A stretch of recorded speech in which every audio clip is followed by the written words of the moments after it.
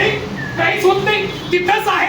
हो माय गॉड, हालत नाही, काही उलट पण नाही, कामाला पण येत नाही आणि काम पण करत नाही.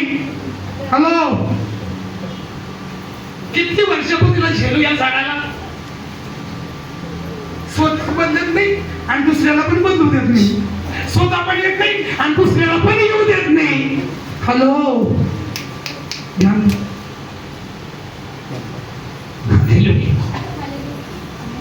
त्याला पण नाही आणि मला पण नाही, त्याला पण घेऊन द्यायचं नाही, दुसऱ्याला पण घेऊन द्यायचं नाही, मला पण जायचं नाही पण त्याला पण जाऊन द्यायचं नाही. हॅलो, देव म्हणतोय कुठपर्यंत झेलू या झाडाला? हे झाड हिरवं तर आहे, वाढले तर मोठं झालंय, पण हे झाड काय होत आहे, फळ देत नाही ना. ते वाढतंय पण काही कामाचं नाही. हालेलुया. माझ्या फायद्याचं नाही, माझ्या कामाला येतच नाही. बोला हालेलुया. परमेश्वराचे लोक जे झाड देवाच्या कामाला येत नाही किंवा शेतकऱ्याच्या कामाला येत नाही, झाड ते सगळं ठेवा का त्या ठिकाणी? बोला ठेवाल का? आणि बोला ठेवाल का तुम्हाला? मला ठेवेल काय नाही बदल 4 वर्ष झाली तरी बदललं नाही, 10 वर्ष तरी बदललं नाही, हालतच नाही पान झाड. हॅलो, आता बदल उद्या बदल परवाच आहे, 10 वर्षाने 20 वर्षाने, पण ते झाड काय बदललं नाही, त्या झाडाकडे काय फळ दिलंच नाही. आता म्हटलं